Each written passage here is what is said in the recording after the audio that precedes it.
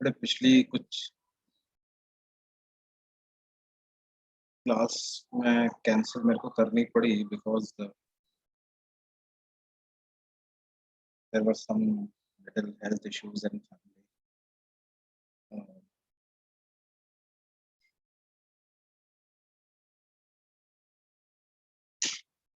हम लोगों ने हमारी आखिरी क्लास 23rd को हुई थी, जहाँ तक मैं मेरा ख्याल है।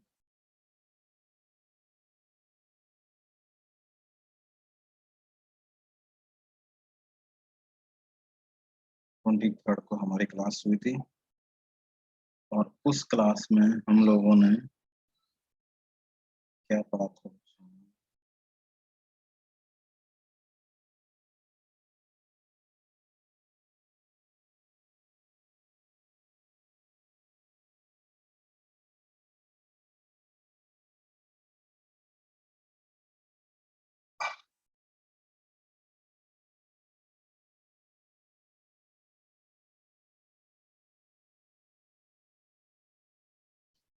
डिस्पर्शन के बारे में अपन ने डिस्कशन उस दिन किया था, है ना? और डिस्पर्शन वाला पार्ट अपन ने खत्म ही कर दिया था, राइट?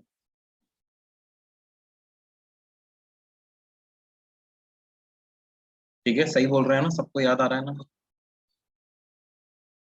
इंस्ट्रूमेंट्स स्टार्ट करने थे, बिल्कुल सही बात है। इंस्ट्रूमेंट स्टार्ट करने थे तो इंस्ट्रूमेंट ही स्टार्ट करते हैं अपन। Let us study optical instruments.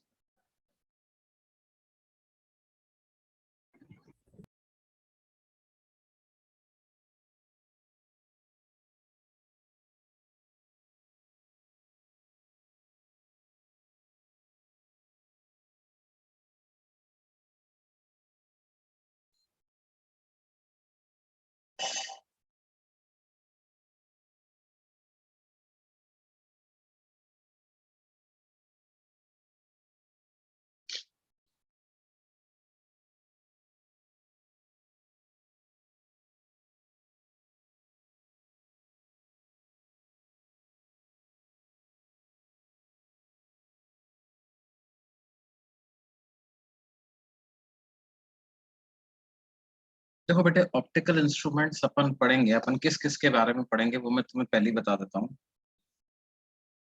सबसे पहले तो अपन आई के बारे में पढ़ेंगे।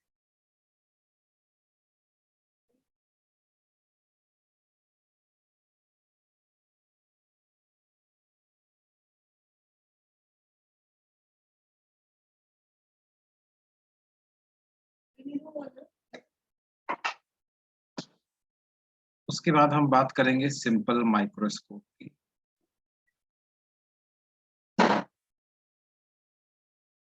इसको मैग्नीफाइंग ग्लास भी बोलते हैं बच्चों।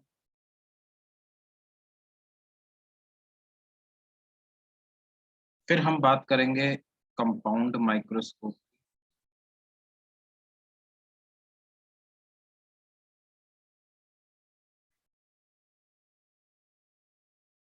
फिर हम बात करेंगे टेलीस्कोप्स की। किसी को कुछ डाउट है क्या?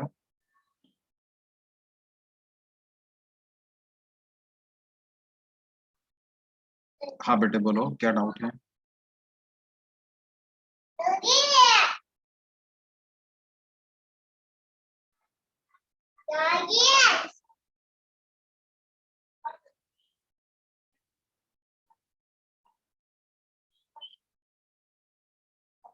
टेलीस्कोप्स में हम बात करेंगे किस किस की? एस्ट्रोनॉमिकल टेलीस्कोप,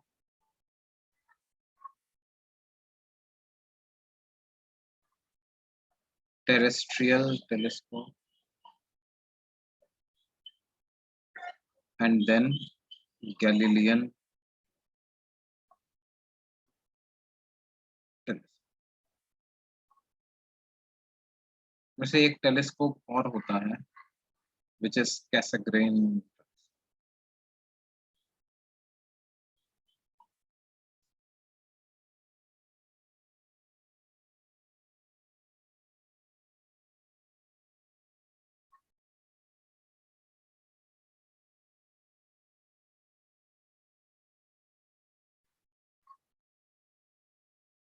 अब देखो वैसे आई बेसिकली क्या होती है, ह्यूमन आई की अगर हम बात कर रहे हैं तो it is a perfect sphere, ठीक है। और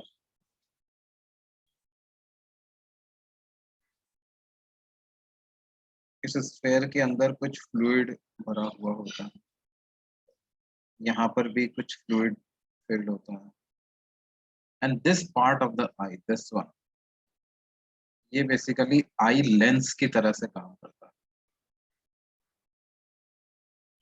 ठीक है। And this part over here at the back of the I, this is retina, ये अपने फेस के अंदर होता है। और रेटिना के पीछे लगे हुए होते हैं क्या, सेंसरी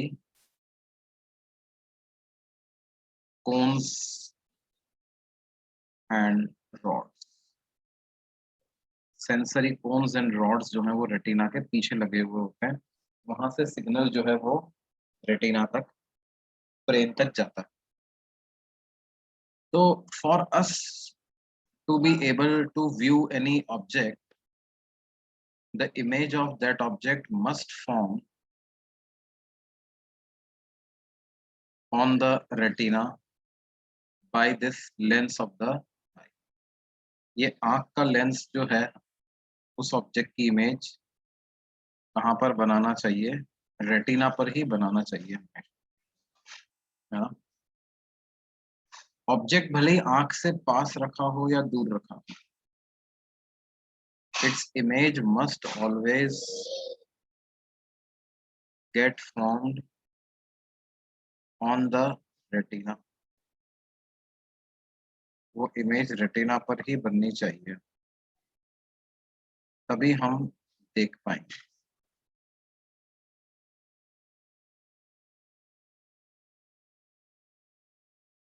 अच्छा, आपको लग रहा है सर ये तो इन्वर्टेड इमेज बन गई, पूरी दुनिया हमें उल्टी दिखाई दे रही है क्या? नहीं, ऐसा नहीं है, वो मैकेनिज्म है, ब्रेन जो है उसको सीधे तरह से ही इंटरप्रेट करता है। लेकिन देखो, रेटिना के पहले इमेज नहीं बन जानी चाहिए, रेटिना के बाद में नहीं बन जानी चाहिए। ठीक कहाँ पे बननी चाहिए, रेटिना पर, तभी हमें वो क्लियरली दिखाई पड़ेगी, वरना ब्लर दिखाई, क्योंकि रेटिना से ही जुड़े हुए होते हैं क्या, sensory cones and roads.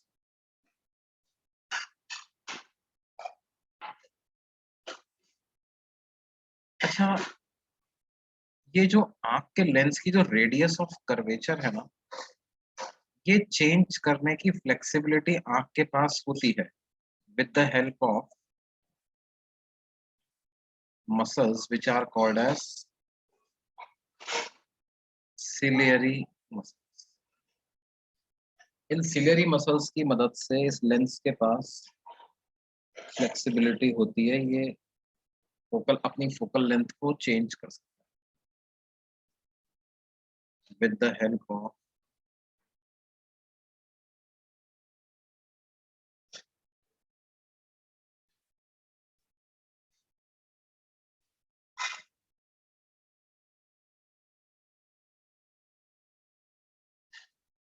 eye lens can change its radius of curvature and hence it can change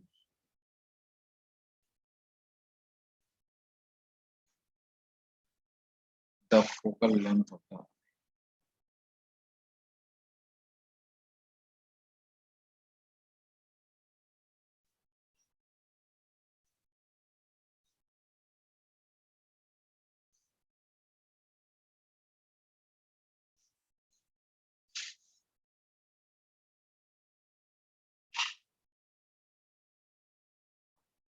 अब देखो, ये फोकल लेंथ चेंज करने की जरूरत क्यों पड़ती है?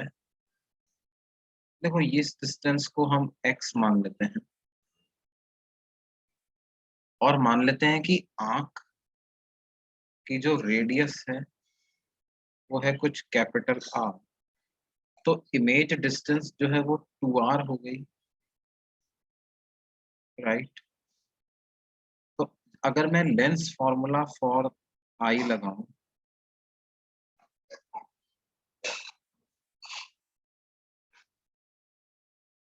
तो क्या मिलेगा, 1/v minus 1/u is equal to 1/f। इसका मतलब 1/v, v को लिख दूंगा 2r माइनस 1/u, u को लिख दूंगा -x is equal to 1/f। तो इसका मतलब क्या आ जाएगा बेटे, 1/2r plus 1/x is equal to 1/f। अब देखो ये 2r की वैल्यू फिक्स है, 2r is not going to change, x is also not going to change, x change हो सकता है ना, ऑब्जेक्ट हम दूर का ऑब्जेक्ट भी देख सकते हैं, पास का भी ऑब्जेक्ट भी देख सकते हैं। तो अगर x चेंज हो सकता है तो इस इक्वेशन को सेटिस्फाई कराने के लिए आई लेंस को अपनी फोकल लेंथ को चेंज करना पड़ेगा, x कम होगा तो फोकल लेंथ को भी कम करना पड़ेगा, x बढ़ेगा तो फोकल लेंथ को भी बढ़ाना पड़ेगा। तो हम यहाँ पे लिख सकते हैं, to view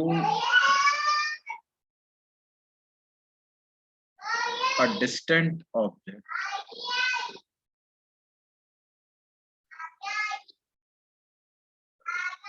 the eye lens must increase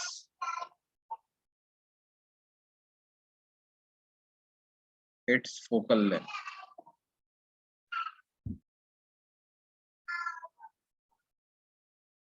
and to view a nearby object,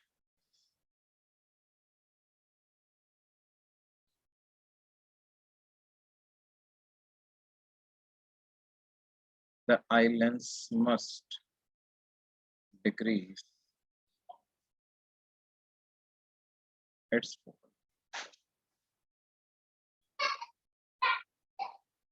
तो फोकल लेंथ इंक्रीज करने का मतलब क्या है, पावर को कम करना, और फोकल लेंथ डिक्रीज करने का मतलब है पावर को बढ़ाना।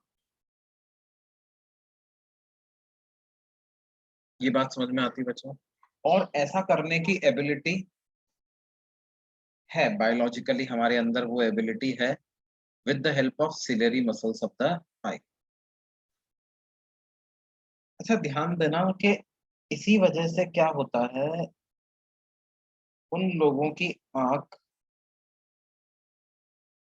जल्दी खराब हो जाती है, जैसे कभी अपने साथ होता है ना, अपन को स्पेक्स यूज करना पड़ता है, और जनरली जो यंग लोग होते हैं, बच्चे होते हैं आप लोगों की तरह, तो उनका क्या है, ज्यादातर बार उनको दूर का ही चश्मा लगता है, मतलब नेगेटिव पावर का ही चश्मा लगता है। पास का ऑब्जेक्ट आप क्लियरली देख लेते हो, लेकिन दूर का ऑब्जेक्ट देख पाने में दिक्कत होती है, उसके लिए क्या है, नेगेटिव पावर का अपने को स्पेक्स यूज करना। बेसिकली क्या है कि देखो दो कारण इसके होते हैं, एक तो लंबे समय तक टीवी, मोबाइल या लैपटॉप देखना, इनकरेक्ट बॉडी पोस्चर रखना, है ना, पढ़ते समय भी लेट के पढ़ना, उल्टे लेट के पढ़ना, बैठ के नहीं पढ़ना, या एक बराबर डिस्टेंस मेंटेन नहीं करना, इन सब से क्या होता है, इन सब से ऐसा हो जाता है कि लेट्स से कि लॉन्ग आवर्स तक आप किसी पास के ऑब्जेक्ट को ही देखे जा रहे हो, बहुत लंबे समय तक, 5-5 घंटे तक आप एक पास के ऑब्जेक्ट को ही देखे जा रहे हो, तो उससे क्या होगा बेटे, वो आंख के लेंस को अपनी फोकल लेंथ को रिड्यूस करके रखना पड़ेगा, रिड्यूस करके रखना पड़ेगा। इसका मतलब क्या है, सिलेरी मसल्स कॉन्ट्रैक्ट होंगी, ठीक है, कॉन्ट्रैक्ट करके वो फोकल लेंथ को रिड्यूस करता है। जब कॉन्ट्रैक्ट कॉन्ट्रैक्टेड स्टेट में ही काफी लंबे समय तक जब सिलेरी मसल्स रहेंगी, तो दे लूज देयर फ्लेक्सिबिलिटी। होता कुछ नहीं है, ऐसा नहीं है कुछ टूट फूट जाता है अंदर, क्या होता है, वो अपना फ्लेक्सिबिलिटी लूज कर देता है, और फ्लेक्सिबिलिटी जब लूज कर देता है तो उससे क्या होता है, कि जब हमको जरूरत पड़ती है फोकल लेंथ को डिक्रीज करने की, तो हमारा लेंस फोकल लेंथ को डिक्रीज नहीं करता। तो हमारा लेंस क्या करता है बेटे, फोकल लेंथ को डिक्रीज नहीं कर पाता, इसलिए फिर हमें दूर से देखने में दिक्कत होती है।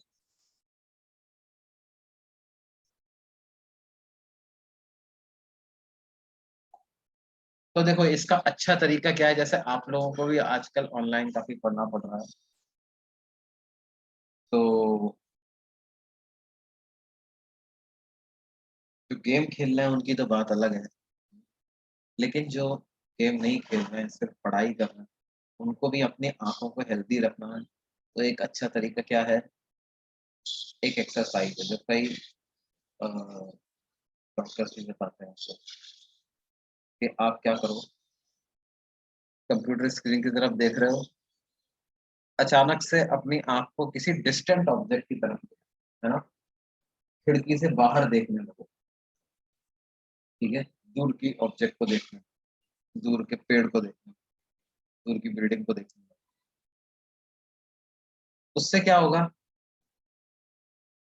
कॉन्ट्रैक्टेड स्टेट में थी मसल्स, जब आप लैपटॉप को देख रहे थे, अचानक से दूर के ऑब्जेक्ट को देखोगे तो वो एक्सपैंड हो जाएंगे, फिर वापस पास के ऑब्जेक्ट को देखो, फिर वापस दूर के ऑब्जेक्ट को देखो, ना बीच बीच में कर लेने का। उससे क्या होता है, फ्लेक्सिबिलिटी मसल्स की, सीलियरी मसल्स की बनी रहे, है ना। ऐसे अपन स्ट्रेचिंग जो है वो नॉर्मल मसल्स की भी करते हैं एक्सरसाइज करते हैं। तो आंख की मसल की स्ट्रेचिंग करने का क्या तरीका है, उसको फ्लेक्सिबल बनाए रखने का क्या तरीका है, आप थोड़ी देर ये प्रैक्टिस कर सकते हो।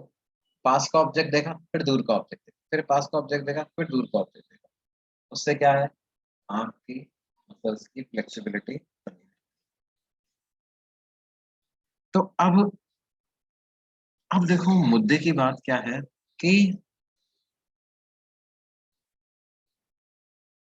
when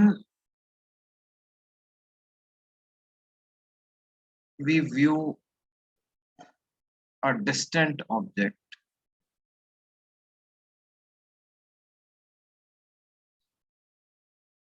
the ciliary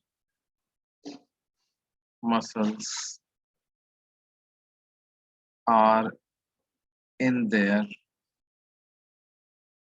relaxed,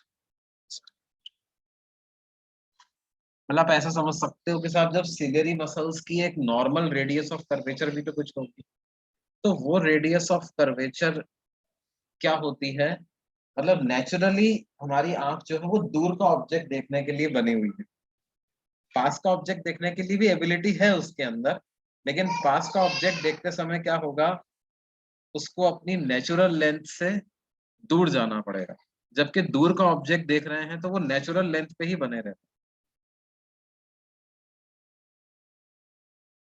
They are relaxed when we close our eyes, ciliary muscles are relaxed। पिछला पेज नोट करना है क्या लोगों को, देखिए रहा पिछला पेज, पिछला पेज ये रहा बेटे, I just saw your messages, note कर लो।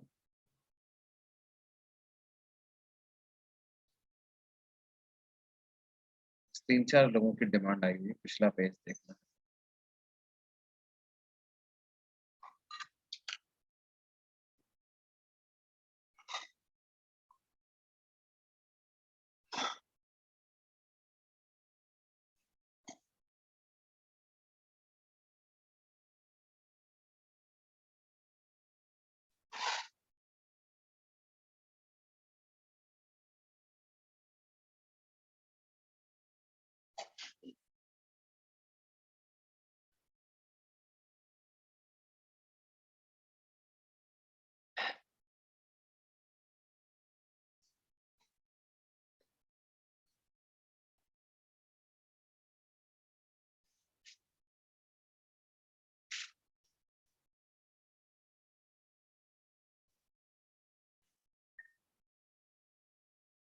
हो गया बेटे, can we move to next page now.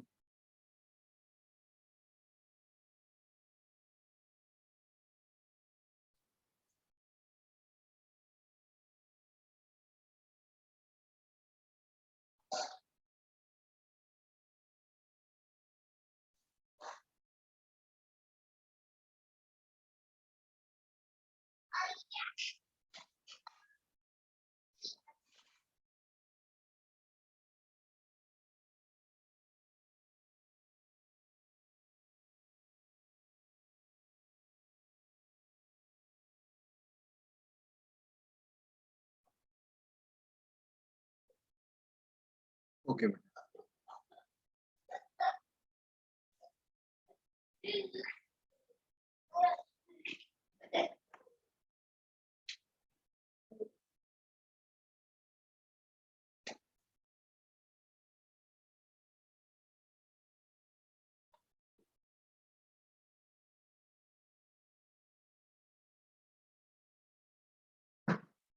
अब देखो बेटा, ये मैं बता रहा था कि डिस्टेंट ऑब्जेक्ट देखते समय ciliary muscles are in their relaxed state, है ना, and nearer the object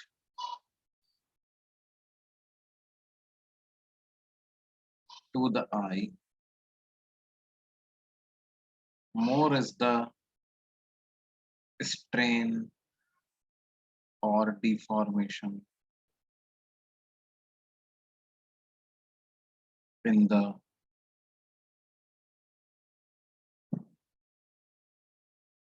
ciliary muscles। जितना ऑब्जेक्ट आंख के पास में होगा उतना ही ज्यादा आंखों पे स्ट्रेन पड़ेगा या सिलियरी मसल्स डिफॉर्म्ड स्टेट में रहेंगे। अब देखो क्या होता जा रहा है, आप ऑब्जेक्ट को पास लाते जा रहे हो, सिलियरी मसल्स डिफॉर्म होती जा रही हैं, अपनी फोकल लेंथ को कम करती जा रही हैं, ऑप्टिकल पावर को बढ़ाती जा रही है लेंस। लेकिन फोकल लेंथ को कम करने की या ऑप्टिकल पावर को बढ़ाते रहने की भी तो कोई लिमिट तो हो, है ना, उसकी भी तो कोई लिमिट है।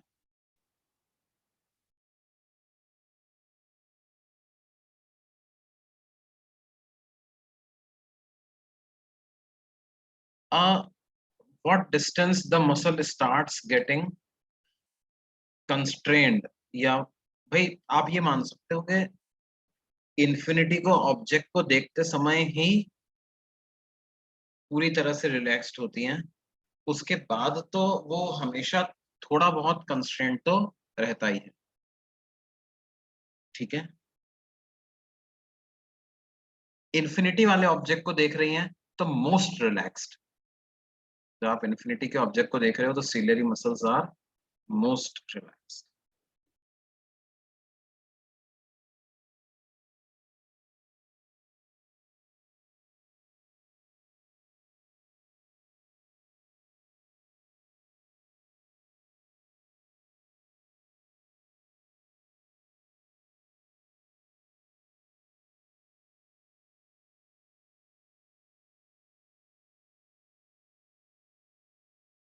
तो जैसे जैसे what image is formed on retina when we close our eyes? No image is formed on the retina when we close our eyes. So basically हमको क्या लिखता है, एक ब्लैक ब्लैक ही दिखाई देता है ना हमको, we feel darkness, and what is darkness? Darkness is absence of light, where there is no light there is darkness. Black color we see isn't a image, no, what is, why मैं explain कर रहा हूँ, what is black color? The absence of light is black।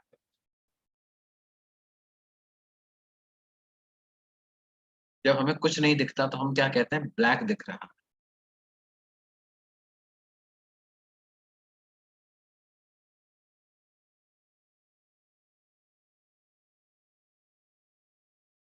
No no no, देखो देखो सुनो, देखो, you know black holes के बारे में अपन लोगों को पता है।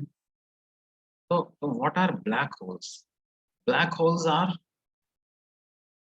those stars which have collapsed, and they collapse so badly that uh, their gravitational field has become so high that even light cannot escape from their gravitational field, है ना, उन स्टार्स से लाइट भी एस्केप नहीं कर पा रही। तो उस मास ऑफ मैटर से क्या हो रहा है, कोई लाइट अपनी आंख तक नहीं पहुंच पा रही है। तो वो हमें कैसा दिखाई पड़ता है, वो हमें ब्लैक दिखाई पड़ता है, राइट।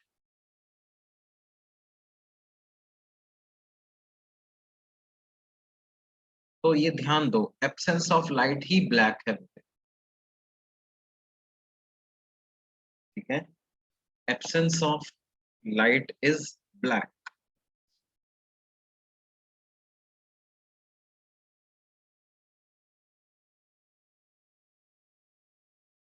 अच्छा, बेसिकली जैसे तुम ऐसे समझो कि सपोज मैं ये बोर्ड पे लिख रहा हूँ, कुछ अक्षर आपको ब्लैक दिखाई दे रहे हैं, है ना। तो वो ब्लैक क्यों दिखाई दे रहे हैं कि हमने वहां पर उस पार्ट ऑफ द स्क्रीन पे कुछ ऐसी एबिलिटी डेवलप कर दी है कि वहां से लाइट रिफ्लेक्ट ही नहीं हो रही। हाँ, pixels are being turned off, pixels are being turned off, वहां से लाइट का ना तो कोई सोर्स है, ना ही वहां से लाइट रिफ्लेक्ट हो रही है। तो क्योंकि लाइट नहीं आ रही, तो वो हमें ब्लैक दिखाई दे रहा है। Black is absence of light.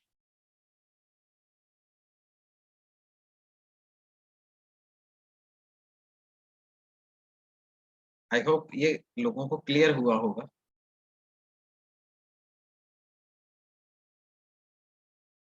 जैसे व्हाइट बोर्ड पे किसी ने मार्कर पे ब्लैक ब्लैक मार्कर चला दिया, व्हाइट बोर्ड पे ब्लैक मार्कर चला दिया, तो जो ब्लैक इंक की प्रॉपर्टी है वो क्या है।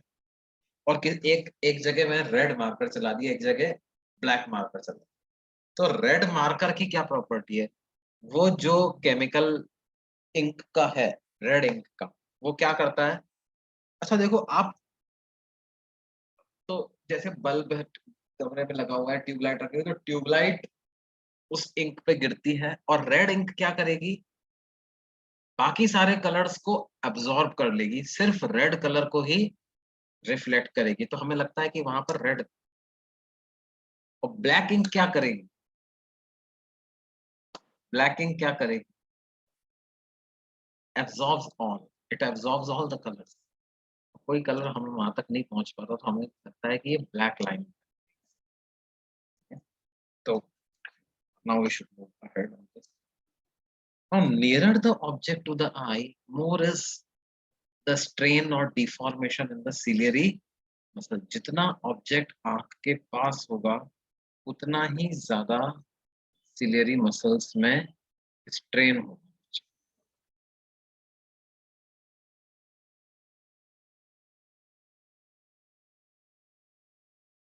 More is the strain or deformation in the ciliary।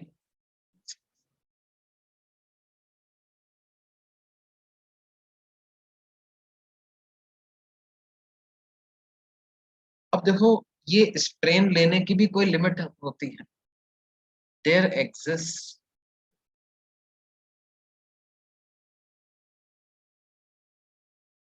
a minimum distance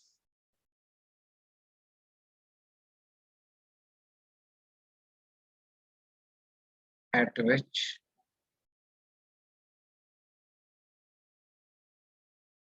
object can be placed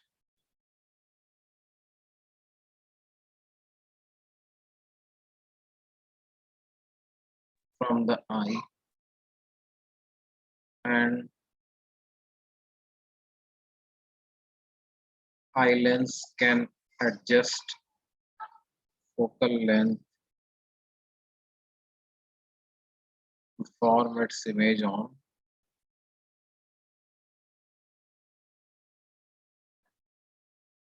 retina। This minimum distance is called as,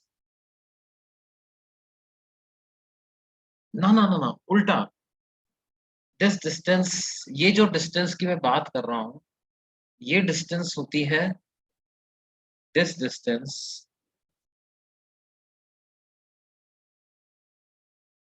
is 25 centimeter for a healthy eye, and it is called as least distance for clear या distinct।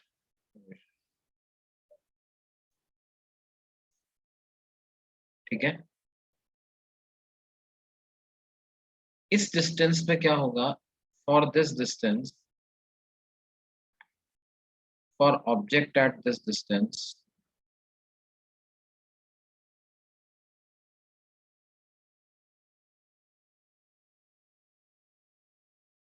eye muscles are most strained. Eye muscles are most strained. इस distance के लिए क्या होगा, eye muscles जो है वो most strain.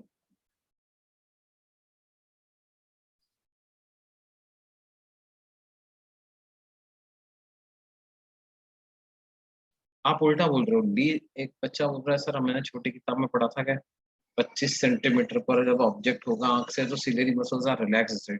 No, on the contrary, when the object is at 25 centimeter from the eye, ciliary muscles are most strained state, है ना। देखो इसीलिए तो आपको जब सलाह दी जाती थी पहले वही कि sit upright while writing something, maintain certain distance of eyes from the notebook, ताकि आंख की जो मसल्स हैं वो लगातार उन पे स्ट्रेन ना पड़ता रहे।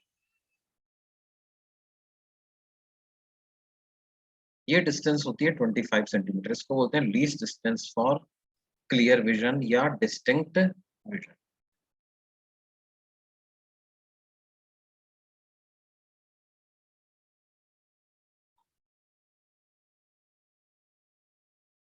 अगले पेज पे चले बच्चों। Wait sir.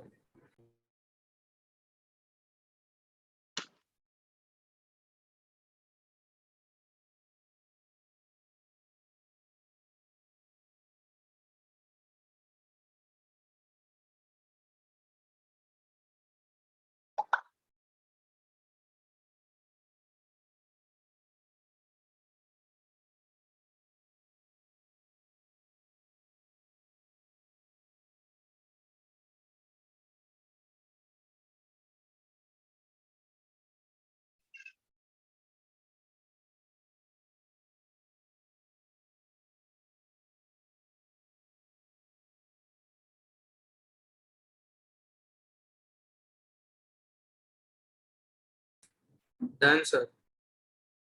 हो गया बेटे।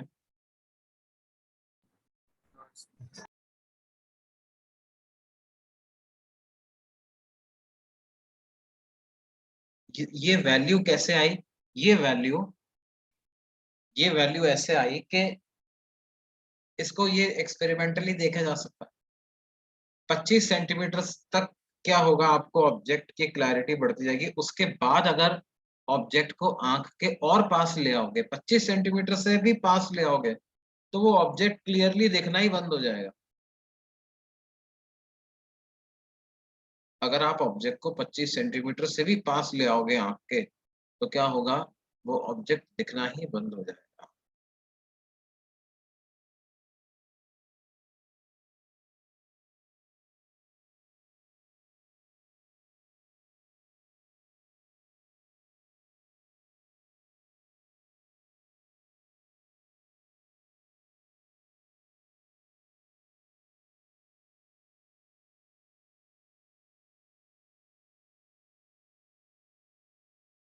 हो गया बेटे, अगले पेज पे चले।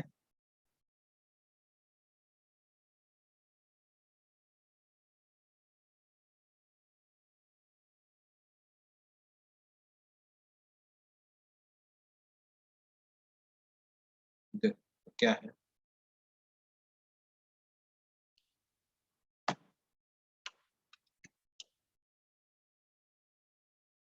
मतलब आंख को अगर किसी ऑब्जेक्ट को देखना है तो आप उसको 25 सेंटीमीटर से ज्यादा पास नहीं ला सकते।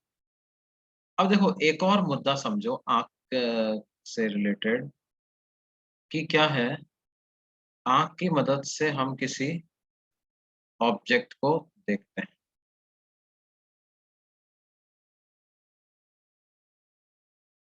तो उस ऑब्जेक्ट की हाइट हमें कितनी बड़ी दिखाई,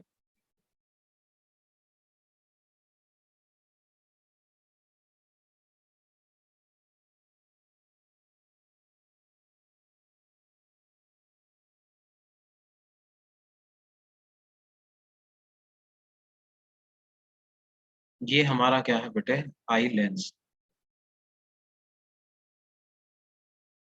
है ना, दिस इज आई। नाउ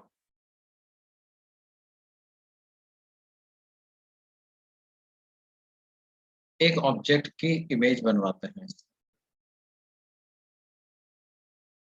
एक ऑब्जेक्ट को यहाँ रख देते हैं, एक ऑब्जेक्ट को यहाँ। एक ऑब्जेक्ट आंख से दूर है, एक ऑब्जेक्ट आंख से पास। जो पास वाला ऑब्जेक्ट है और जो दूर वाला ऑब्जेक्ट है, दोनों की हाइट आपस में बराबर है।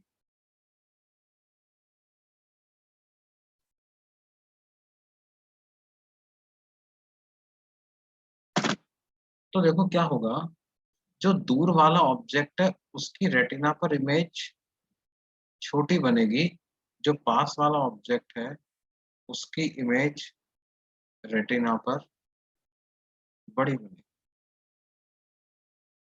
अगर इसको ए बी कहें तो ये B dash, A dash.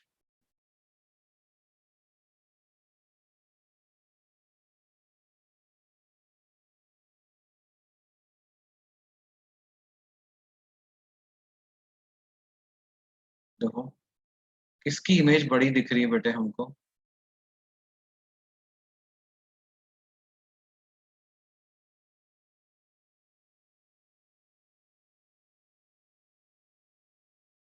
A B की इमेज बड़ी बन रही है कि सी डी की इमेज बन रही है?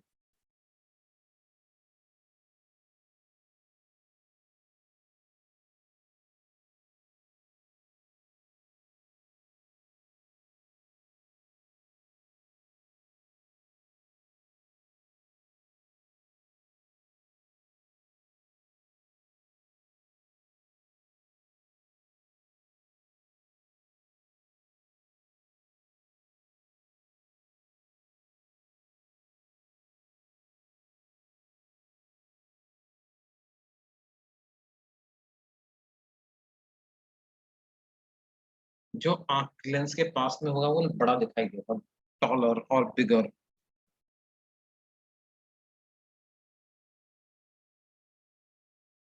ठीक है बेटे। अब देखो, हम जो है वो अगर छोटे ऑब्जेक्ट्स की बात कर रहे हैं, we are talking about let's say small objects.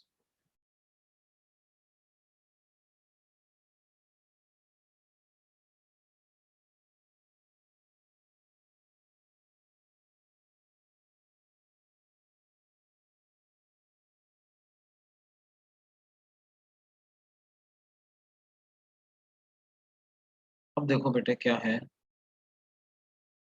एक बहुत छोटा सा ऑब्जेक्ट को अपन देखना चाहते हैं, जैसे मान लो कोई बहुत पुराना कोई आर्कियोलॉजिकल सर्वे हुआ, उसमें एक बहुत पुराना हैंडराइटिंग में लिखा हुआ कोई कॉपर प्लेट मिली, उन बहुत बारीक बारीक अक्षर, अखबार में जैसे होते हैं उससे भी छोटे छोटे अक्षर हैं, बहुत छोटे।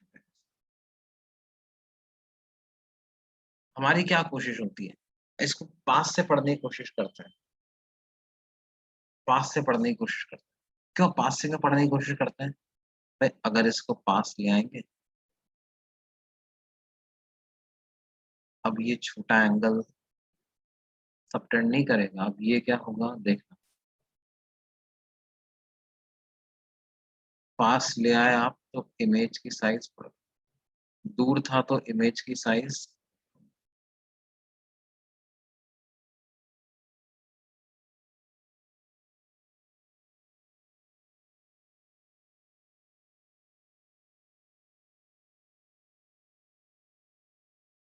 ये बात समझ में आती है। और देखो छोटे ऑब्जेक्ट ने जो आंख पे एंगल सबटेंड किया है ना, इसके प्रोपोर्शनल ही होगी इमेज की साइज।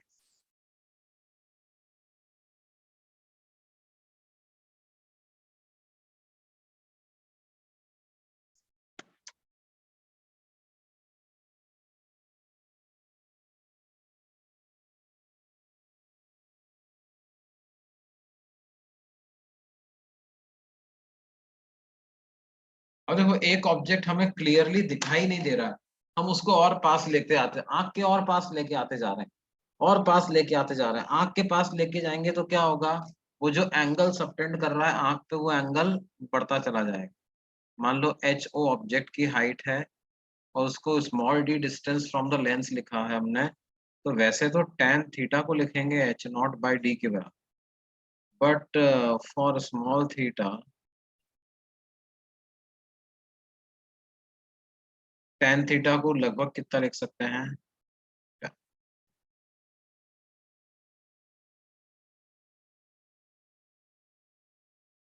होगा क्या, tan theta is equal to height of object divided by D.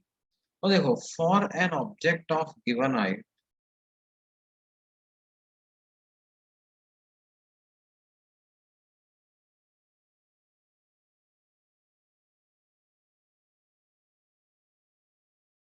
Height of object तो हो गई fix, as distance decreases angle increases, this implies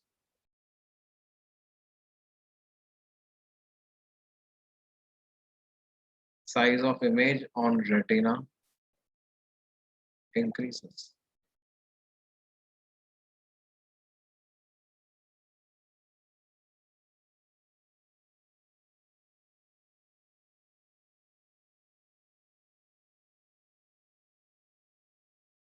अब मान लो वो ऑब्जेक्ट हमें क्लियरली दिख ही नहीं रहा है, बहुत छोटा ऑब्जेक्ट, तो ऑब्जेक्ट को पास लाते लाते मैंने कहाँ तक पहुंचा दिया बेटे, उसको पास लाते लाते बिल्कुल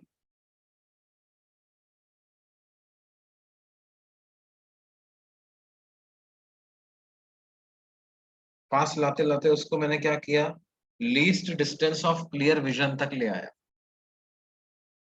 पास लाते लाते क्या किया, least distance of clear vision तक उसको ले आया।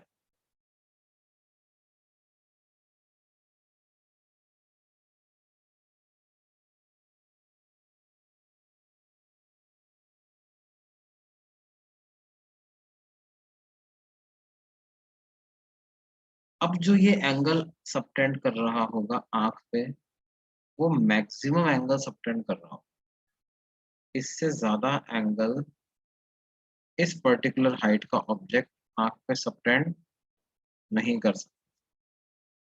तो tan थीटा मैक्स की वैल्यू को क्या लिखेंगे, एच नॉट बाई कैपिटल, या अगर एच नॉट और ये स्मॉल है, height of the object small है, तो tan थीटा भी स्मॉल होगा, तो tan थीटा मैक्स को लगभग थीटा मैक्स लिख सकते हैं। Theta max is H not by capital,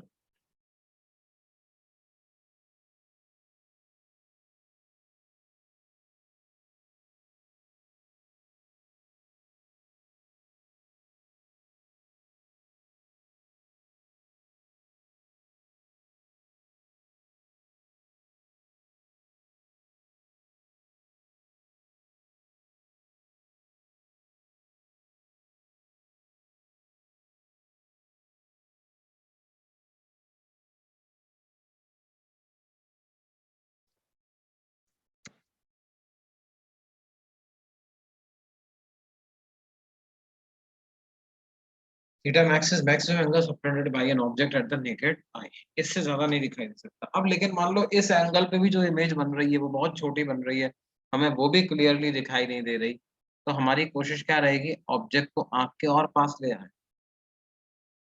तो क्या पता एंगल, ऑब्वियसली पास लाएंगे तो एंगल और बढ़ जाएगा। लेकिन समस्या क्या है, एंगल तो बढ़ जाएगा लेकिन इमेज रेटिना पर नहीं बना पाएगा, और इमेज रेटिना पर नहीं बन पाएगी तो हमें क्लियरली दिखाई नहीं देगा।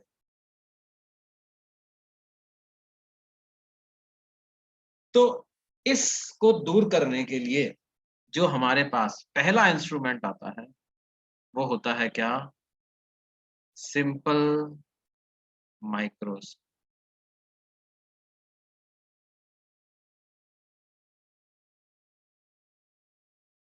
इसको मैग्नीफाइंग ग्लास भी बोलते हैं।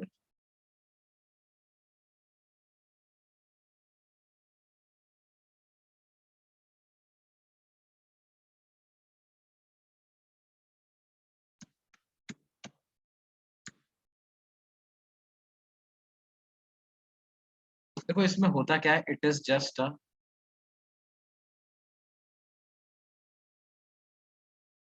Is just a converging lens, और कुछ नहीं है, ये सिर्फ एक कन्वर्जिंग लेंस। लास्ट पेज की डिमांड है।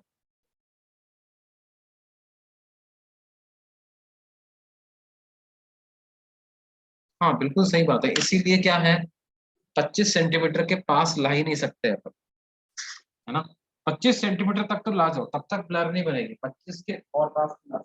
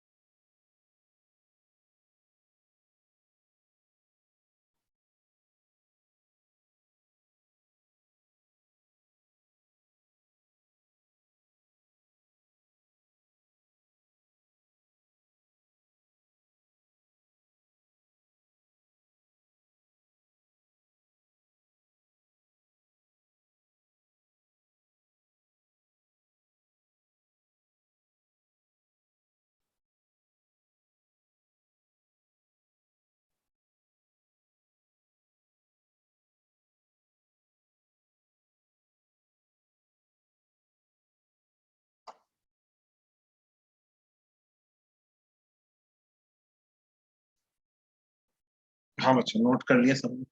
ओके।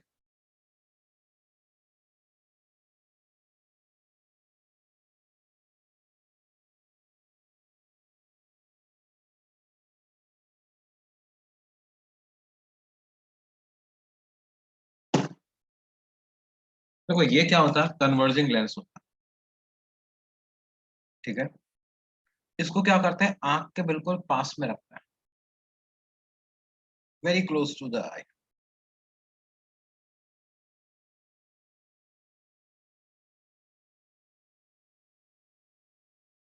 ये तो मान लो आंख का लेंस हो गया, आंख हो गई। ये जो सिंपल माइक्रोस्कोप का जो कन्वर्जिंग लेंस होता है, उसको क्या करते हैं, आंख के बिल्कुल करीब रखते हैं, उसको वेरी क्लोज टू द। और ऑब्जेक्ट को किधर रखते हैं, हम क्या करते हैं, ऑब्जेक्ट को अभी कैपिटल डी से भी पास ले आते हैं। मान लो कि ये जो डिस्टेंस है, this is equal to capital D, तो ऑब्जेक्ट को हम इधर ले आते हैं,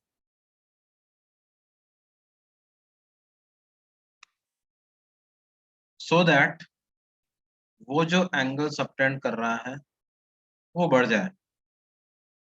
अच्छा, ऑब्जेक्ट लेंस पे जो एंगल सबटेंड कर रहा है या आंख पे जो एंगल सबटेंड कर रहा है वो लगभग सेम ही होगा, क्योंकि इसको और इसको हमने बिल्कुल टच करके रखा हुआ है।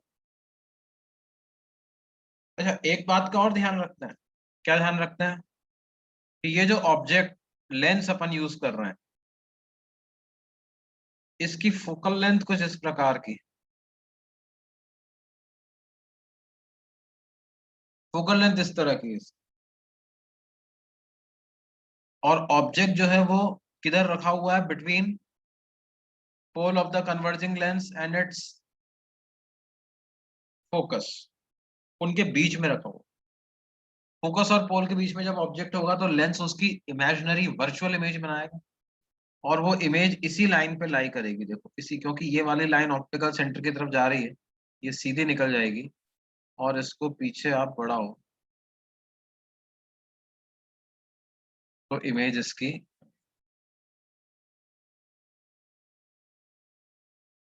ऐसी कुछ इमेज इसकी हम बनवा लेते हैं। अब देखो हुआ क्या,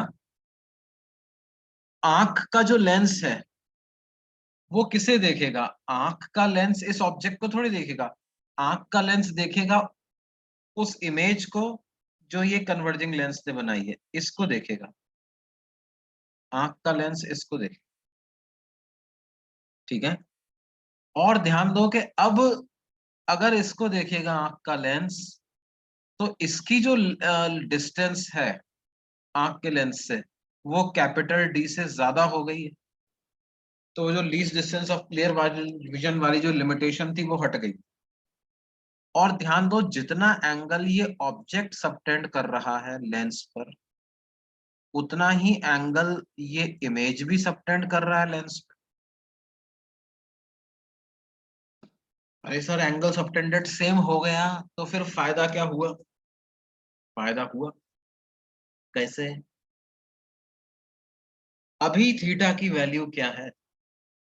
अभी थीटा की वैल्यू है, मान लो ऑब्जेक्ट डिस्टेंस अगर मैं कहूं स्मॉल डी है, तो current value of theta is h by small d, where small d is less than f and this f is less than capital D. यानी small d is of course less than capital D. यानी this theta which now the object is able to subtend, this theta, can I say that it is definitely greater than this theta max? This theta is now definitely greater than theta. क्या ये बोल सकते हैं? Which means image formed on the retina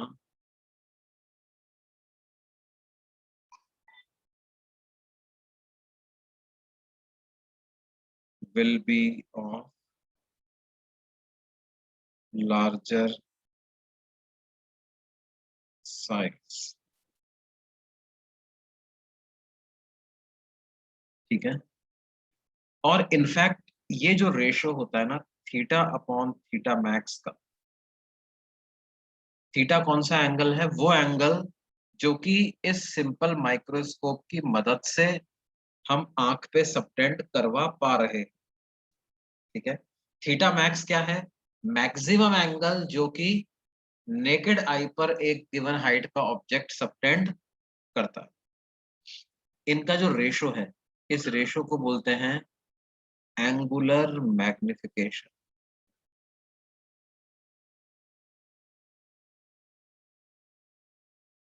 of simple microscope. इसको बोलते हैं angular magnification of simple microscope. Theta upon theta max. अब देखो, थीटा और थीटा मैक्स की ये दोनों वैल्यू पुट करो। थीटा को हम h height of object divided by small D ऐसा लिख रहे हैं, तो थीटा अपॉन थीटा मैक्स क्या क्या रेशियो आ जाएगा बेटे? थीटा अपॉन थीटा मैक्स को लिख सकते हैं एंगुलर मैग्निफिकेशन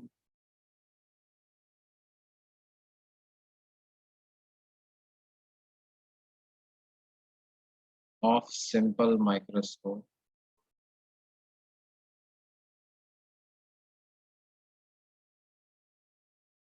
विच इज, हाँ पिछला पेज अभी मैं दिखा रहा हूँ, है ना, h not divided by small D divided by h not by capital D, तो ये आ जाएगा capital D by small,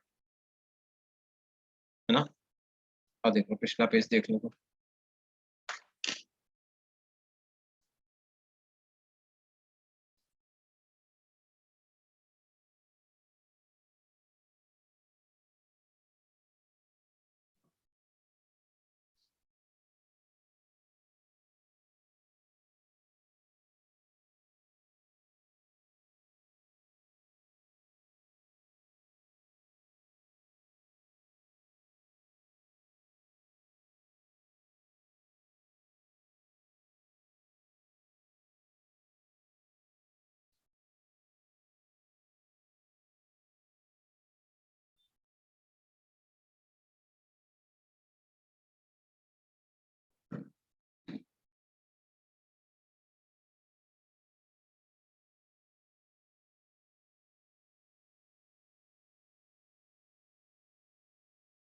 yes, capital D is 25 centimetre. Capital D जो है वो 25 सेंटीमीटर।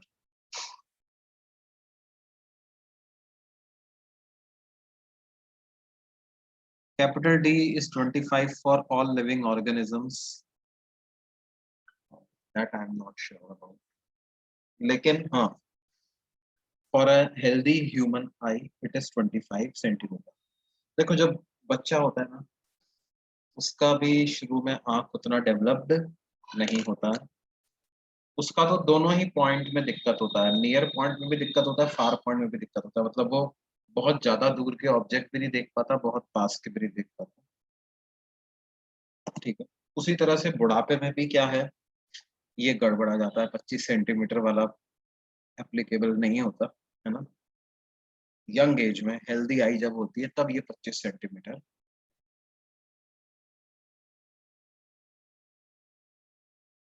बाकी बाकी लिविंग ऑर्गेनिजम्स का टाइगर कितना देख पाता है, लायन, इन सब को पता नहीं।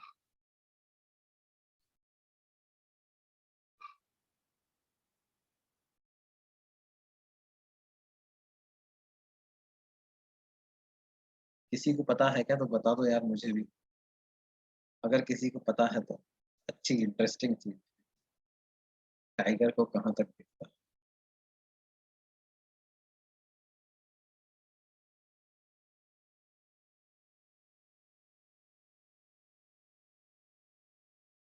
टाइगर के लिए least distance for clear vision क्या हो?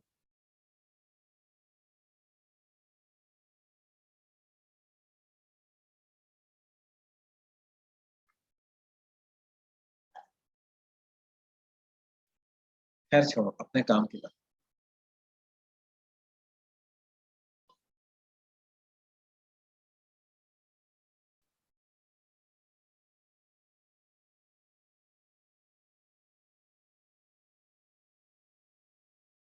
हाँ, देखो वही मैंने बात बताया, डैमेज होने का मतलब क्या है, they start losing their flexibility, right. It does not mean के मतलब दिखना ही बंद हो जाएगा, है ना। So when you donate eye, you that eye gets used for blind persons, those who are not able to see at all, जो बिल्कुल ही नहीं देख पा रहे हैं, उनके लिए कम से कम इतना तो ठीक है कि कुछ तो देख पाए, भले ही स्पेक्स यूज करने पड़ जाए हम।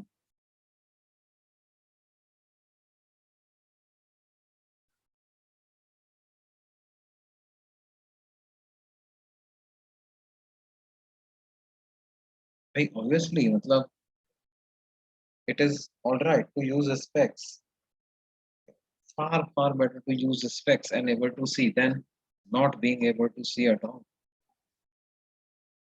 कोई कंपैरिजन ही नहीं।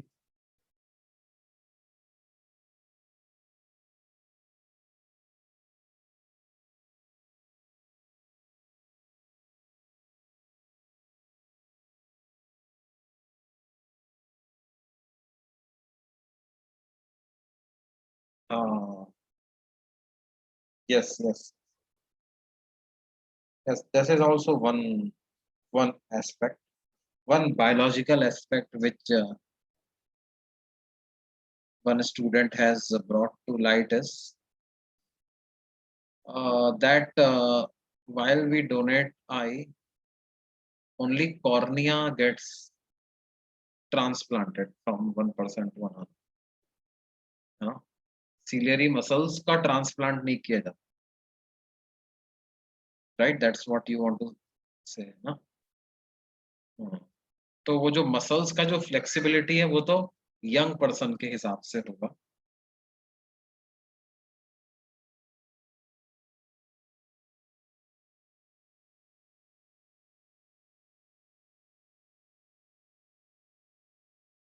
ओ इज इट, ऐसा भी होता है क्या, एक कॉर्निया से तीन चार कॉर्निया बना लेते हैं,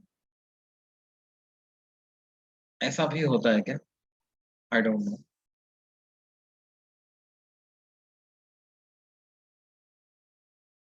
ओके, दैट इज सुपर। हाँ, मेरे को ये तो पता था कि लीवर वगैरह ट्रांसप्लांट जब होता है तो like a healthy person can donate 60-70% part of its his or her liver, and उससे जिससे लीवर काटा गया है 70% तक लीवर काट के वो डोनेट कर देता है, तो वो it regrows, it takes time but it रीग्रोज।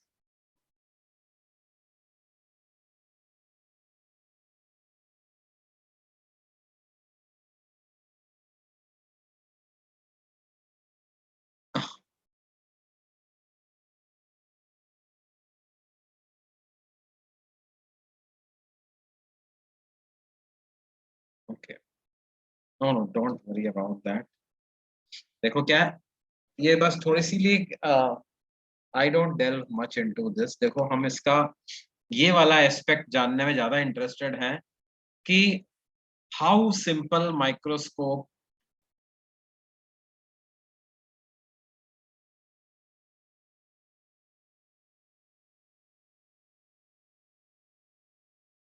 use led to results in magnification।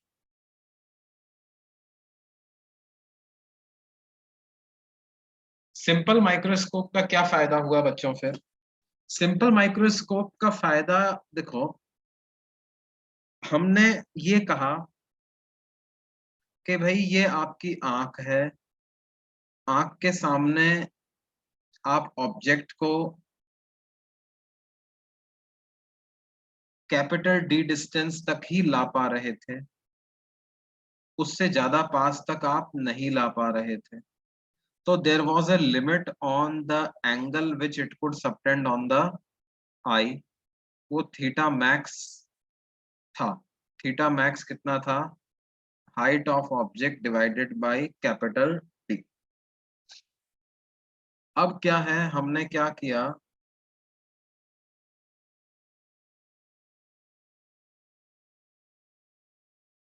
With the help of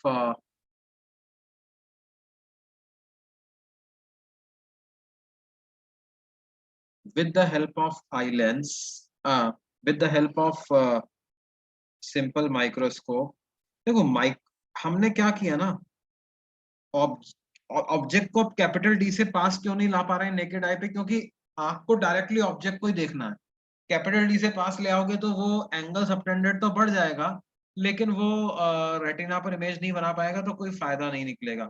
इसलिए हम कहते हैं साहब कैपिटल डी से पास में नहीं ला पा रहा हूँ, एंगल को थीटा मैक्स से ज्यादा नहीं बढ़ा पा रहा हूँ। लेकिन अभी लेंस आ गया, लेंस आ गया तो क्या हम क्या बोलते हैं, ठीक है साहब यहाँ पर कैपिटल डी डिस्टेंस थी, अभी कोई दिक्कत नहीं है, आप ऑब्जेक्ट को ले आओ बिंदास पास में ले आओ, एंगल को बढ़ा दो।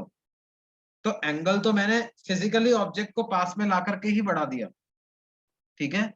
आई लेंस ने क्या काम किया? आई लेंस ने काम क्या किया कि इमेज को पीछे बना दिया और एंगल को भी चेंज नहीं होने दिया। हमने एंगल को तो पास लाके ही बढ़ा दिया था, ऑब्जेक्ट को पास ले आया था, एंगल मेरा पास लाने से ही बढ़ गया था।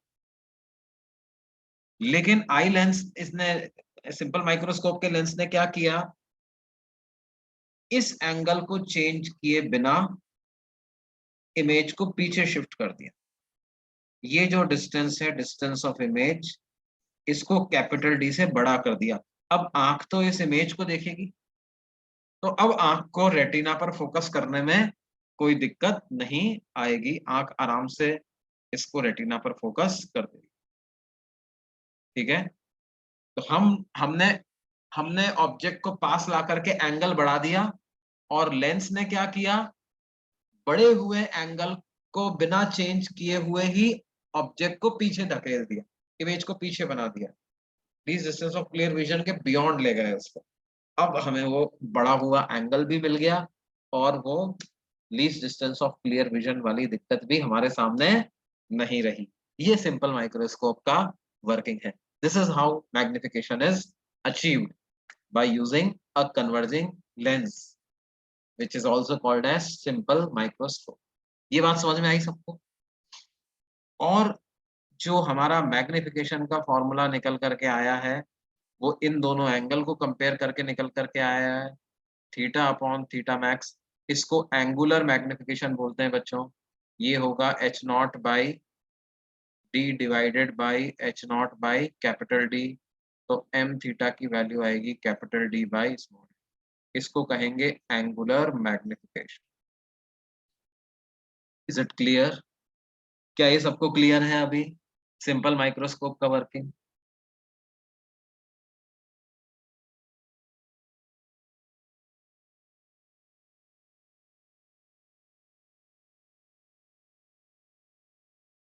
Now, as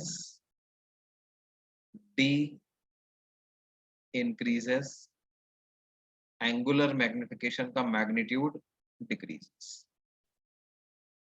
Now, what is maximum value of d? d को कितना दूरी पे रख सकते हैं? देखो, maximum value of d is equal to focal length of the simple microscope. Focal length के आगे आप जैसे ही ले जाओगे, फोकल लेंथ के आगे जैसे ही ले जाओगे तो क्या होगा, ये इस तरह की वर्चुअल इमेज बनना बंद हो जाएगी। फिर तो इमेज इधर पीछे की तरफ बनने लग जाएगी और पीछे बनी हुई इमेज तो वैसे भी आंख को दिखाई नहीं देगी, राइट? तो जो मैक्सिमम डिस्टेंस ऑब्जेक्ट डिस्टेंस रख सकते हो आप, ये ऑब्जेक्ट है, इसकी इस distance from the eye lens small D है। इस स्मॉल डी को पीछे लेते जाओगे तो इमेज भी पीछे शिफ्ट होती जाएगी। कितनी मैक्सिमम डिस्टेंस तक ले जा सकते हो? देखो, इमेज की तरफ से कोई लिमिटेशन नहीं, कितना भी पीछे ले जाओ। लेकिन क्या है, फोकल लेंथ से पीछे अगर मैं ऑब्जेक्ट को ले गया तो फिर वो लेंस के सामने या आंख के सामने इमेज लेंस नहीं बनवा पाएगा, और वो नहीं बना पाएगा तो फिर आंख नहीं देख पाएगी। इसलिए मैक्सिमम डिस्टेंस क्या रखेंगे? एफ। और जैसा कि अभी हमने कहा, ये डिस्टेंस बढ़ती है तो एंगुलर मैग्निफिकेशन कम होता है। तो एंगुलर मैग्निफिकेशन की जो मिनिमम वैल्यू आ रही है बच्चों, मिनिमम, कम से भी कम कितना एंगुलर मैग्निफिकेशन ये प्रोड्यूस करेगा? Capital D by small.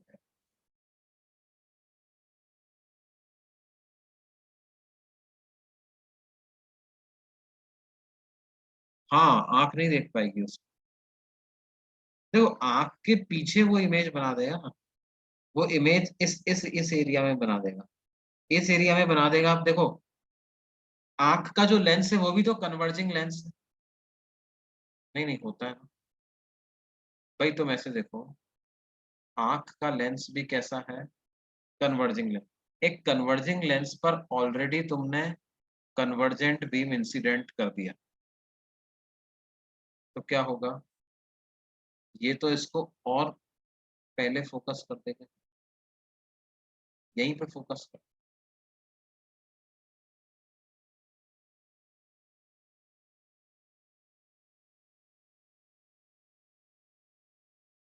Practically ऐसा होता है, फोकस के बियॉन्ड रखोगे तो नहीं दिख पाएगा वो अपने को, डेफिनेटली नहीं दिख पाएगा।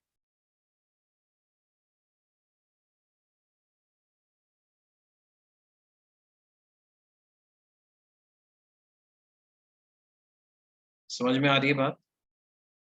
तो क्या है, जैसे ये हमारा सिंपल माइक्रोस्कोप का लेंस है, तो हम चाहेंगे कि ये लेंस इमेज इसी रीजन में बनाए, यहीं बनाए, आंख के सामने ही बनाए, इस रीजन में ही इमेज बननी चाहिए, तभी जाकर के आंख उसको देख पाए।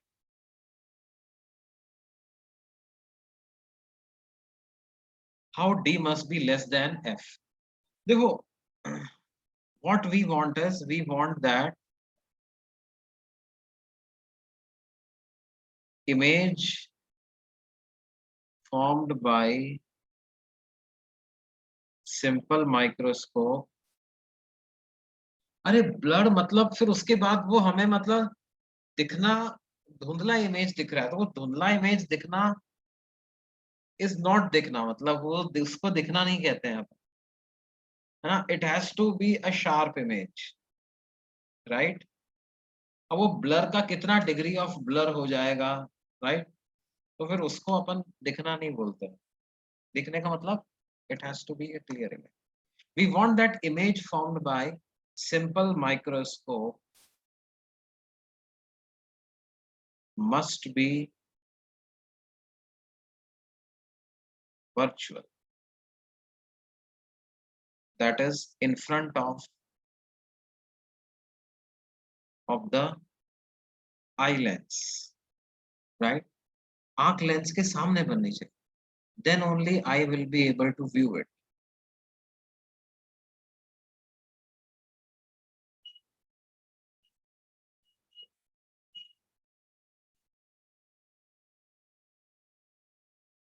ठीक है, और एक कॉन्वर्जिंग लेंस वर्चुअल इमेज कब बनाता, when object lies between pole and the poles, then only converging lens forms virtual image.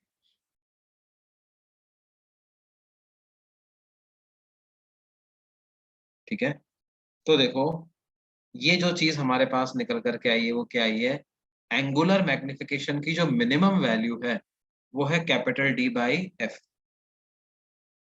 अब जैसे मान लो हमने क्या किया, एक हमसे कहा जाए साहब आपने एक सिंपल माइक्रोस्कोप लिया है,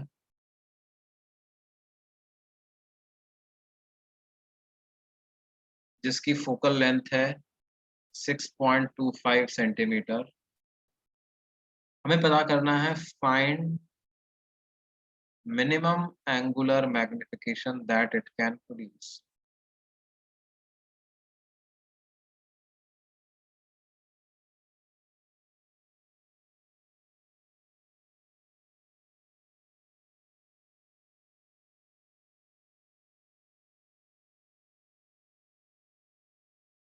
minimum angular magnification it can produce, तो वो क्या होता है, एम थीटा की मिनिमम वैल्यू होती है डी बाई एफ, तो दैट इज 4। 4 गुना तो मिनिमम एंगुलर मैग्निफिकेशन ये प्रोड्यूस करने ही करने वाला, आई बस में 4 गुना तो मिनिमम करने वाला है, उससे ज्यादा ही कर, मिनिमम 4।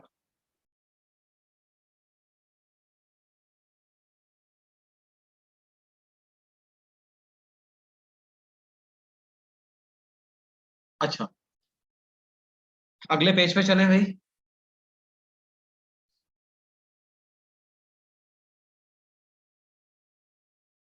एवरीवन सब लोग रिप्लाई करो भाई, अगले पेज पे चला जाए क्या, वरना फिर कोई कहेगा नहीं सर पीछे रह जाओ। अगले पेज पे चलें, अगले पेज पे चलें, प्लीज रिप्लाई इन यस।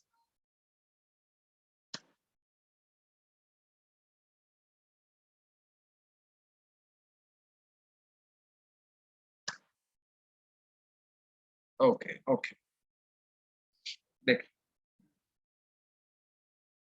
अच्छा अब maximum value of angular magnet,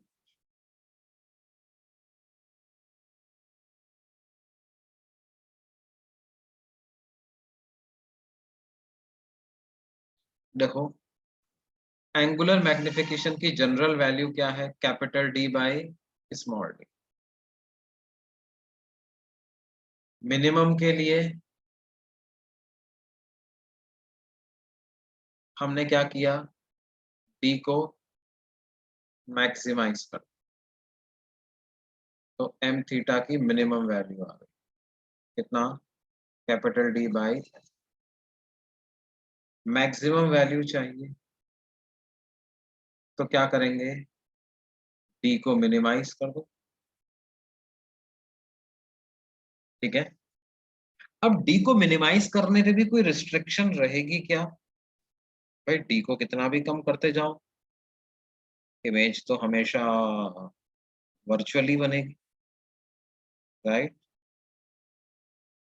image तो हमेशा कैसी बनेगी बेटे, वर्चुअल ही बनेगी।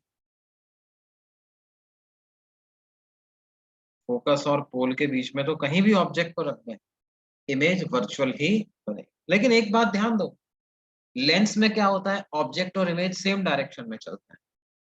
तो ऑब्जेक्ट को जैसे जैसे आप फोकस से पोल की तरफ लाते जाओगे, वैसे वैसे इमेज भी पोल की तरफ आती जाएगी।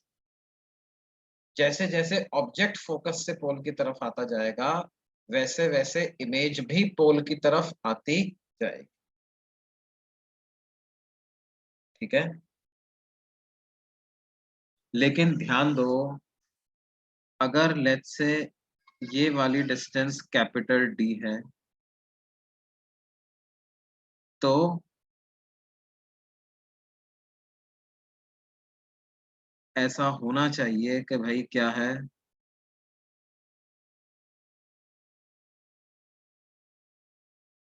एक ऐसी distance of object from the lens,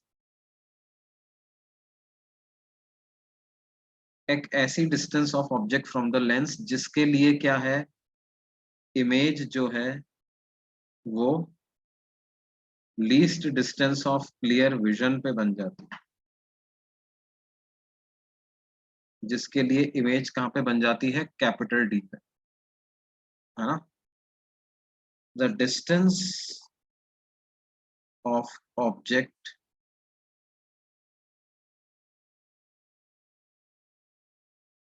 from converging lens for which image formed by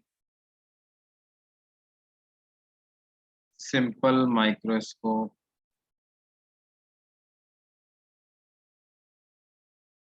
is at capital D. That distance will be the minimum distance. वो जो डिस्टेंस होगी बच्चों को मिनिमम डिस्टेंस कहलाएगी।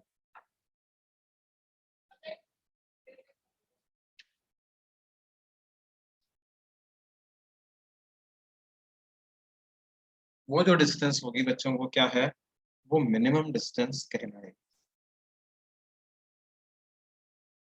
ये बात समझ में आती है, क्योंकि उसके पास अगर आप और ऑब्जेक्ट को ले गए, तो फिर इमेज जो है वो कैपिटल डी से भी आगे आ जाएगी, फिर वो least distance of clear vision वाला लिमिटेशन हमको आने लगेगा। ठीक है, तो ये डी मिनिमम की वैल्यू कैसे निकाल सकते हैं बच्चों, लेंस फॉर्मूला लगा दूं मैं, 1/v minus 1/u equal to 1/f होता है। v की जगह लिख दूंगा माइनस कैपिटल डी, u की जगह लिख दूंगा माइनस डी मिनिमम, ये बराबर हो जाएगा 1/f के। तो 1/d मिनिमम की वैल्यू क्या हो जाएगी, 1/D प्लस 1 ये 1/d मिनिमम की इतनी वैल्यू।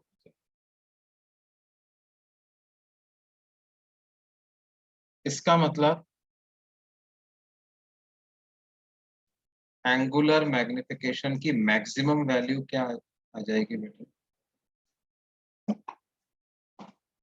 ये 1/d की जगह 1/d मिनिमम सब्स्टिट्यूट कर दूं, तो capital D into 1/d plus 1/, तो ये हो जाएगा कितना, 1 plus d by,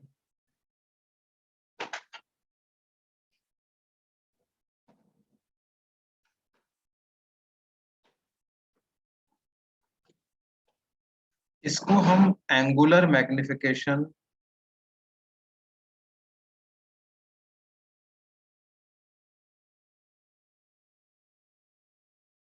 for image at least distance of clear vision भी बोलते हैं, या इसको angular magnification for most strained eye भी बोलते हैं।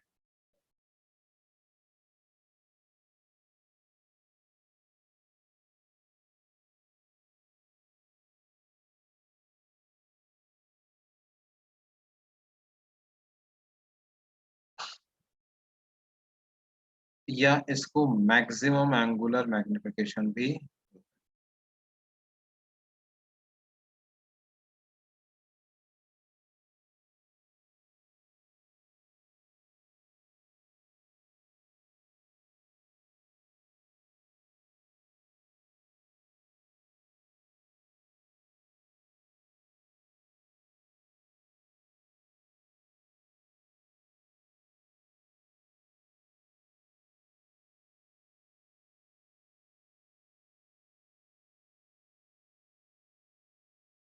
ये बात समझ में आती है बच्चों?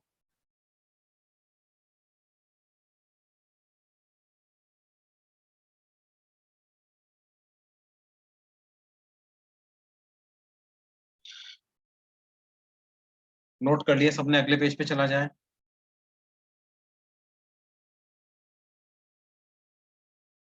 Least distance of clear vision, LCDV नहीं, LDCV, least distance of clear vision.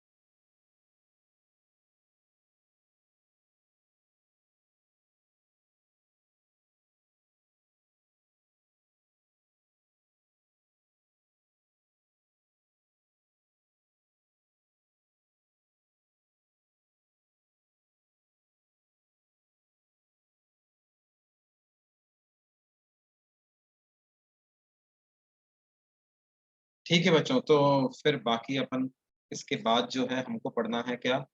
Compound microscope इसके बाद पढ़ना है। कंपाउंड माइक्रोस्कोप का एक ब्रीफ आइडिया मैं तुम्हें दे देता हूँ।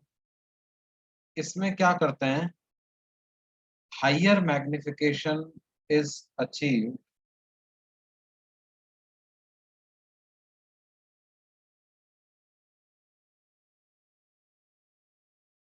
with the help of two lenses, two converging lenses, both are converging। एक लेंस बिल्कुल आंख के पास में रखा जाता है और एक लेंस थोड़ा ऑब्जेक्ट के पास में रखा। जो आंख के पास में रखा जाता है उसको बोलते हैं आई पीस, और जो ऑब्जेक्ट के पास में रखा जाता है उसको बोलते हैं ऑब्जेक्टिव।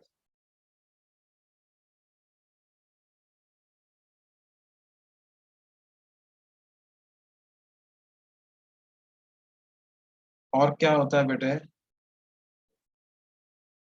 कि ये जो ऑब्जेक्टिव लेंस होता है इसकी फोकल लेंथ बहुत कम रखते हैं, और object is just slightly placed beyond the focus of the objective. Focus से दूर रखा जाता है। फोकस से दूर रखते हैं तो फिर ये क्या करता है, रियल इमेज बनाता है, इन्वर्टेड और एनलार्ज्ड इमेज बनाता है। और जो इमेज इस ऑब्जेक्टिव ने बनाई है उस इमेज की इमेज अब ये आईपीस बनाता है, पीछे कहीं पर बना देगा।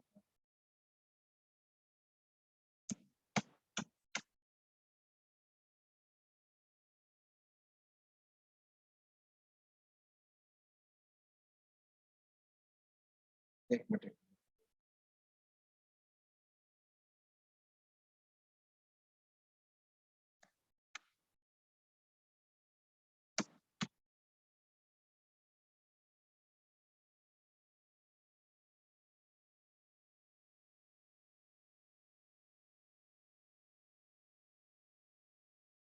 ठीक है, ये हाइट ऑफ ऑब्जेक्ट है, ये कोई इंटरमीडिएट इमेज बन रही है, और ये फाइनल इमेज बन। फिर से यहाँ से कंपैरिजन क्या होगा, फाइनल इमेज जो आंख पे एंगल सबटेंड करेगी उस एंगल को किससे तुलना करी जाएगी, थीटा मैक्स से। तो यहाँ पर भी हम एक टर्म डिफाइन करते हैं जिसको बोलते हैं मैग्नीफाइंग पावर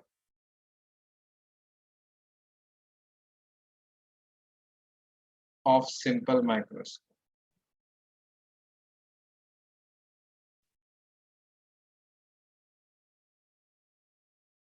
वो क्या होगी, थीटा अपॉन थीटा मैक्स,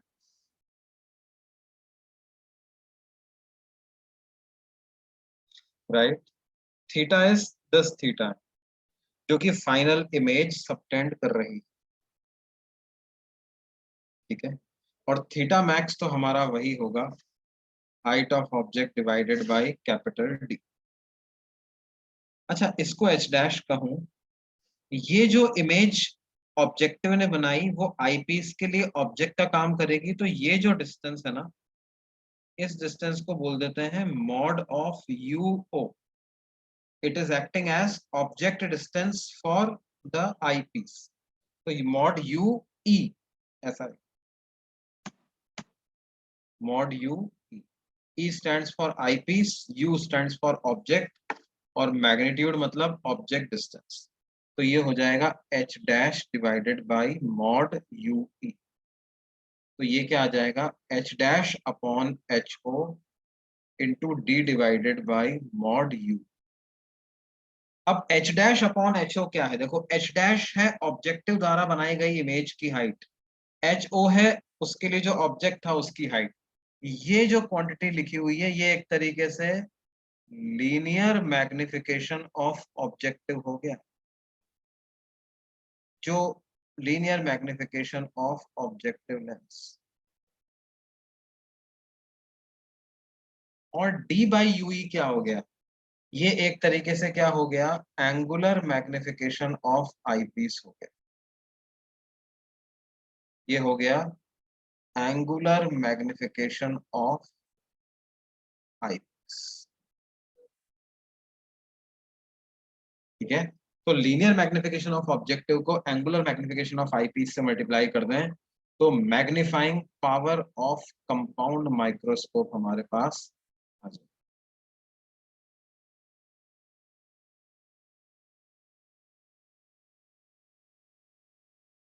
सीधा ऑब्जेक्ट भी उल्टा दिखना लगेगा, बिल्कुल सही बात है, एब्सोल्युटली करेक्ट, आपने बिल्कुल सही पकड़ा। लेकिन कंपाउंड माइक्रोस्कोप अपन क्या देखने के लिए यूज करते हैं, कंपाउंड माइक्रोस्कोप से हाथी घोड़े थोड़ी देखने हैं अपने को, बड़े बड़े हैं, बैक्टीरिया, फंजाई, वायरस, ये देखने के लिए कंपाउंड माइक्रोस्कोप का यूज किया जाता है। अभी ये अपने को उल्टा सीधा जैसा भी दिख जाए वही बहुत है अपने लिए, अपने को क्या पता है उल्टा कैसा है सीधा कैसा। समझ रहे हो बात को? तो when I am using compound microscope I am not bothered about कि ये मेरे को इरेक्ट दिख रहा है या इन्वर्टेड दिख रहा है, मेरे को दिख रहा है, ठीक है। समझ रहे हैं बच्चे? उसी तरह से हम आगे जब एस्ट्रोनॉमिकल टेलीस्कोप पढ़ेंगे उसमें भी देखेंगे कि क्या है, we do not worry about image, final image being formed as an inverted image. Why? Because when you are looking at stars and planets, you are not bothered about their erect images. So spherical bodies है, जैसा भी दिखता है।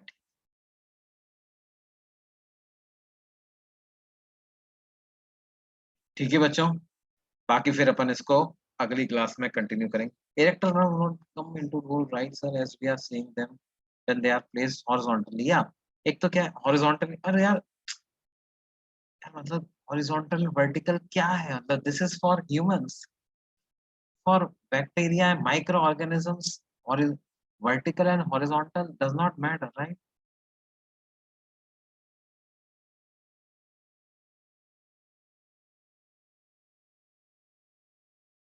Okay, so I think you have got the point. आपको point पकड़ में आ गया कि why we are not bothered about inverted image getting formed. मैं नोट्स आप लोगों को भेज रहा हूँ।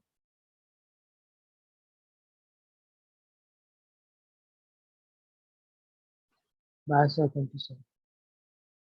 और अभी अपन बस खत्म कर रहे हैं, we are ending our class here.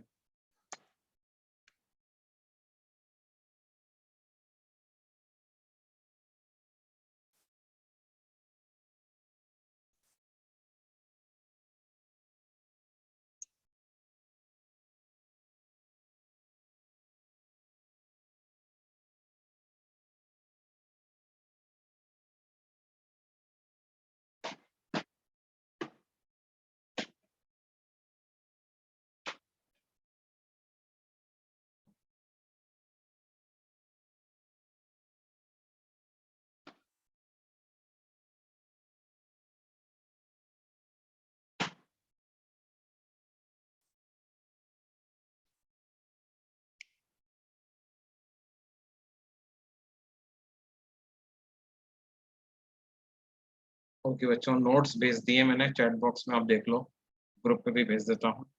C you in the next class.